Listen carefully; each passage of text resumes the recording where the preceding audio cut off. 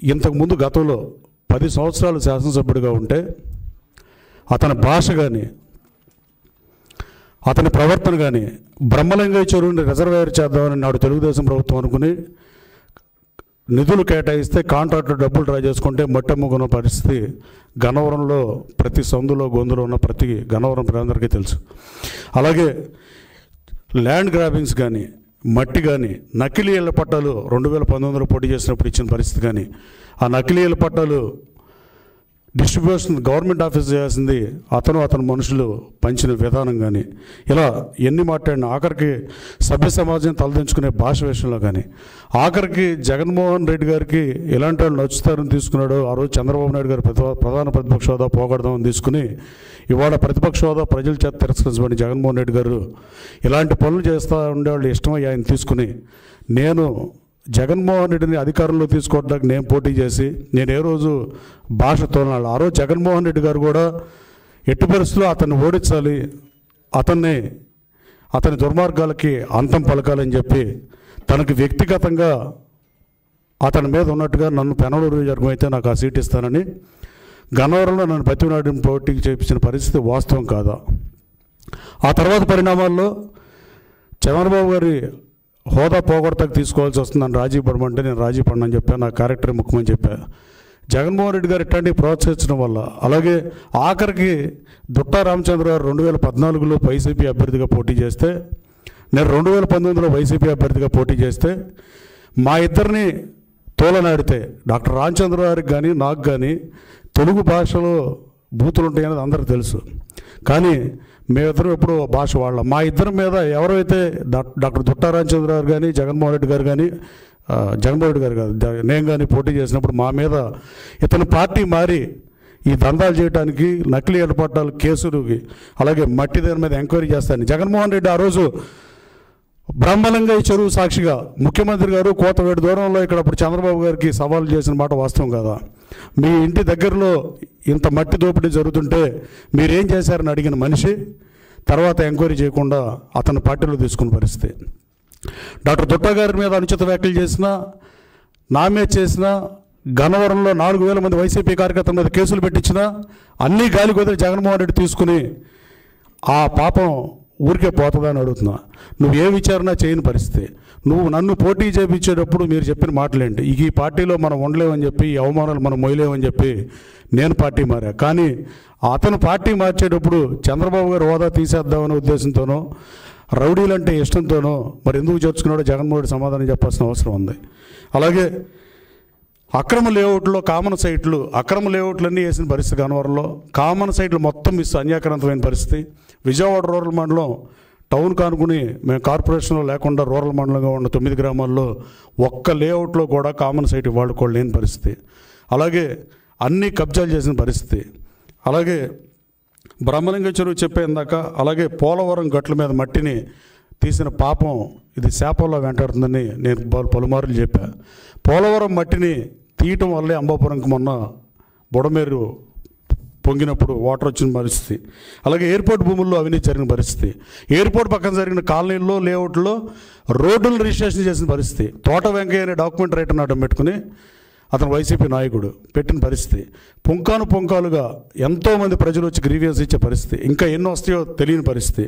భూ కబ్జాలు మట్టి నకిలీల పట్టాలు ఇట్లాంటి పోటీ అక్రమ లేఅవుట్లు ఇప్పించినట్లో కామన్ సైట్లు మామూలు లేఅవుట్లో సక్రమమైన లేఅవుట్లో కామన్ సైట్లు అన్నీ అన్యాక్రాంతం అయిపోయిన పరిస్థితి వాస్తవం కాదని అడుగుతున్నా.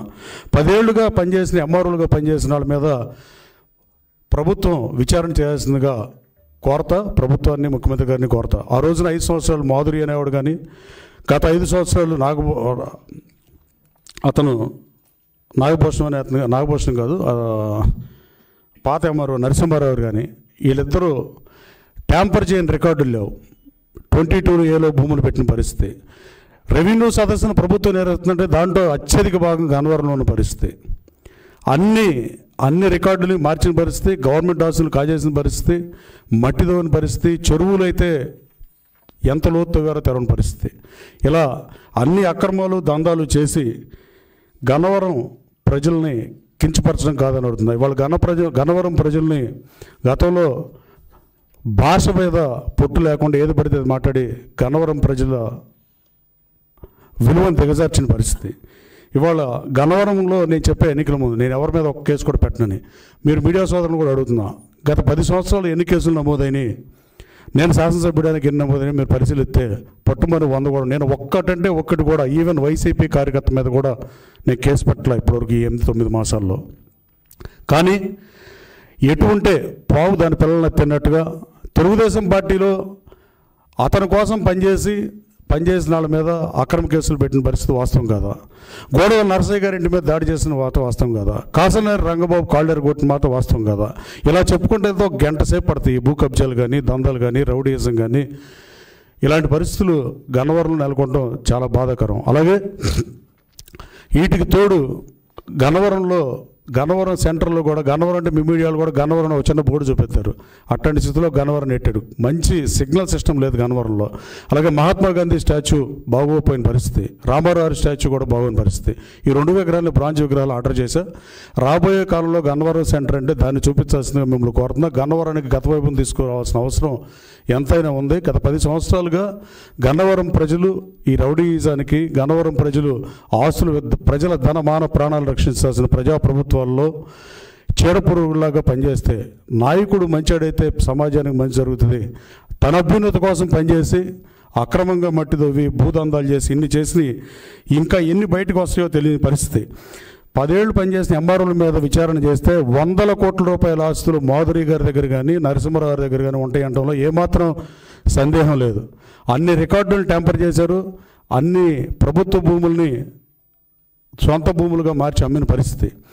ఎన్ని రెవెన్యూ సదస్సుల్ని మా ప్రభుత్వం నిర్వహిస్తుంటే రెవెన్యూ సదస్సులో పెట్టినవి కాకుండా 3 కోట్ల రూపాయలకి రిజిస్ట్రేషన్ చేసిన పరిస్థితి. 3 కోట్ల రూపాయలు క్యాష్ పెడితే ఏ రిజిస్టర్ ఆఫీస్ అన్నా రిజిస్టర్ చేసే పరిస్థితి ఉందా? నూజివీడులో రిజిస్ట్రేషన్ చేపిస్తాం. అసలు ఇవన్నీ చేయాలంటే గన్నవరంలో నేను పోలీస్ స్టేషన్లో అక్కర్లేదని చెప్పే గతంలో నారా లోకేష్ బాబు పాదయాత్రలో నేను తెలుగుదేశం పార్టీలో ఇక ఈ అవమానాలు చాలు, ఈ పార్టీలో మనం పనిచేయలేము, నేను తెలుగుదేశం పార్టీలో చేరిన తర్వాత లోకేష్ గారితో పాటు పాదయాత్ర చేస్తుంటే 2వ రోజే మా అందరి మీద, నారాయణ గారి మీద, రవీంద్ర గారి మీద, రావు వెంకటేశ్వర గారి మీద, ఉమా గారి మీద, ఇట్లా తెలుగుదేశం పార్టీ నాయకులు అందరి మీద కేసు పెట్టిన పరిస్థితి. నేను లోకేష్ బాబు పక్కన రోడ్డు మీద నడుస్తుంటే ఆ రోజున నేను 307 అటెంప్టివ్ మర్డర్ నేను చేశానని చెప్పి నా మీద కేసు పెట్టిన పరిస్థితి. అలాగే గతంలో SC ST కేసులు పెట్టిన పరిస్థితి. కేసులు పెట్టడం, వేధించడం నిత్యకృత్యంగా ఉన్నప్పుడు ఆ పాపం ఉసురు డెఫినెట్గా తగులుతుందని నేను మనస్ఫూర్తిగా నమ్ముతున్నా.